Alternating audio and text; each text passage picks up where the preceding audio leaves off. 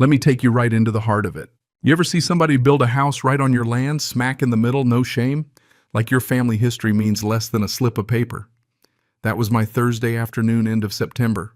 Windows down, air sharp as new-cut cedar, my boots still muddy from Oregon. I came around the bend and stopped cold. Right there where the fence dips near the old gravel access was a two-story skeleton wrapped in Tyvek, 30 feet past where it had any business standing. Fresh survey flags everywhere, orange ribbons, fluttering heavy equipment parked all tidy like somebody figured it was going to be here a while. Maybe you think, well, there must be some mix-up. A bad survey, a plat error, something honest. Let me tell you, nope. It was fraud dressed up in paperwork, and I saw it coming together the way you see a thunderstorm building over the ridge slow then all at once. That land's been in my family since 1952. 87 acres of hills, Timber Creek, and the old house my grandfather built with money from pouring concrete. He raised cattle there, cleared pasture, kept the woods wild for deer. My father kept it the same, never sold an inch, and when he passed 3 years ago, he left me the deed with a note. Don't let anyone take this from you. And I don't know about you, but when someone gives you that kind of instruction, you take it serious. So there I was, staring at this shiny new Lakeview Ridge HOA amenity home short-term guest stays banner, reading it twice, feeling my hands shake a little. I pulled out my phone and checked the county GIS. There's my line. There's the new house 20 feet minimum on my side. Every old fence post, every tree, all confirming what I already knew they'd built right into my history. The foreman walked up, clipboard in hand, high-vis vest, bright as a signal flare. "Can I help you?" he says, all businesslike. "Yeah," I say. "You're building on my land." He looked at his paperwork, looked at the house, and gave me that look. Contractors save for stubborn rocks. Annoyed, not worried. "The HOA fixed the plat," he said. "It's all permitted. Boundaries adjusted." He even handed me a card. Ron Callahan, HOA president. Give him a ring. Back in my truck, I pulled up the county records. There it was. Corrected plat, Lakeview Ridge. HOA filed April 12th. New boundary line shifted 30 feet onto my property. Surveyor error correction, it claimed. Sure. There was even an easement agreement with some LLC called Mitchell Ridge Holdings, granting the HOA permanent rights. Problem is, I never set up an LLC. The land's in my name, same as always. So I called my attorney, David. Told him the whole mess. He said, "Don't touch anything. Send me everything you've got. This could be fraud." I spent that evening walking fence lines, snapping photos, dropping GPS pins. There's a cold anger that settles in your bones when you realize someone's banking on you being too distracted or too polite to notice they're stealing from you. Next morning, I'm at the county recorder's office when they open. Linda, the clerk, prints off everything: the plat, the easement, the building permit. All of it official looking, all of it bogus. She shakes her head, tells me if the paperwork looks right and there's a notary, we file it. We're not detectives. It's on the owner to spot trouble. At the assessor, same story. Your parcel's always been Mitchell, the clerk says, scrolling back through 70 years of records. No LLC, no split, nothing but my family's names in the chain. File an objection. Get a court order to void it, he tells me. At the permitting desk, the woman frowns. If your easement's fake, this permit shouldn't exist. I'll flag it for legal review, but I can't stop them unless the court tells me to. David and I meet that afternoon. He's calm, methodical, just the kind of lawyer you want when you're up against an HOA with deep pockets. "This is textbook fraud," he says. "You didn't consent. The house is trespassing. You can demand removal or do it yourself." I blink. Really, really.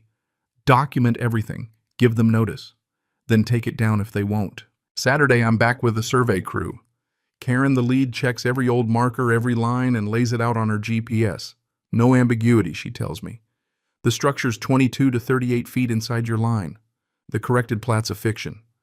She hands me a USB with the whole survey and says, "If you need me to testify, I will." Monday. David drafts the demand letter, "Remove the house in 2 weeks, or we'll do it ourselves." I send it to the HOA, to Ron, to every board member. 2 days later, Ron calls. Wants a meeting at the clubhouse, big table, leather chairs, real estate swagger in his step. "Let's look at the facts," he says. "We have permits, recorded documents, everything's above board." David lays the survey in front of him. The corrected plat is void. The LLC never owned the property. You're trespassing. The board gets defensive. We trusted the developer. You should have asked permission before you built, I tell them. They threaten legal action, deep pockets, lawyers, all that. I just say, you built on my land. That's on you. After that meeting, we try for a court injunction just to stop construction while the title gets sorted. Judge denies it, says it's a civil matter, and if there's trespass, I have remedies. The HOA takes that as a green light and builds faster, figuring if the house is finished, I'll fold, rather than be the villain who bulldozes a brand new building. But I wasn't blinking. Karen updates her survey. David gets a title expert's opinion. The corrected plat is void, the easement's a fake. We send a final notice 10 days to remove the house or we'll do it. Ron's reply is all bluff and email bravado, keyboard cowboy. We're not scared. Day 11, I hire Alvarez and his demolition crew.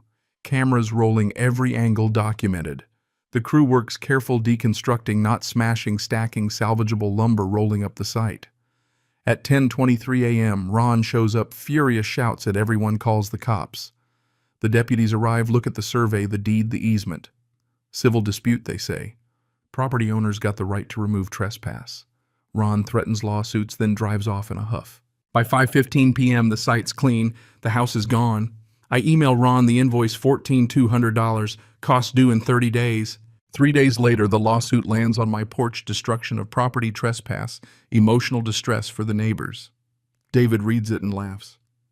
This is going to get dismissed so fast. We answer file counterclaims, quiet title, trespass, slander of title, fraud, and costs. Attach everything, surveys, photos, removal invoice, sheriff's report. Discovery drags on for months, but in their own emails we find the smoking gun. The developer and board planned the whole thing. Saw the boundary problem, chose to fix it by filing a fake plat, creating an LLC to sign the easement and betting I wouldn't notice. The old board president admits it was just easier than asking permission. When the trial finally comes, the judge listens for a day, then writes 12 pages that could have been boiled down to one line: the land is mine, the plat's void, the easement's null, the house was trespass, and the HOA owes me for costs and attorney's fees. Judge even says, when an entity files false instruments and builds on land it doesn't own, the law must respond clearly. And it did. Ron threatens to appeal, but the board finally accepts reality. They pay the judgment, void the fake records, and Ron resigns. I break up the foundation slab, donate the salvage, and send a letter to every household: the land's private, the boundaries marked, respect it, and we'll get along fine. A few folks ask for permission to use the old creek trail. I say yes in writing. No hard feelings. Sometimes I stand out there, boots in the same dirt my grandfather turned over 70 years back, and wonder how close they came to getting away with it. If I'd been gone a little longer, if I'd let myself get bullied, it could have been a different ending. But I kept the promise my dad left me. Don't let anyone take this from you. That's the lesson. Property law isn't flashy, but it works. Doesn't matter how many fake papers you file or how many lawyers you hire, if your name's not on the deed, you don't own it. The HOA learned that the hard way. So let me ask you, what would you have done? Would you have bulldozed the house? Settled for a payout? Or just walked away figuring it wasn't worth the fight? And have you ever had to stand up for something that belonged to your family, even when the odds seemed stacked against you? I'd love to hear your story, because out here sometimes the only thing between you and losing it all is the line you're willing to draw in the dirt.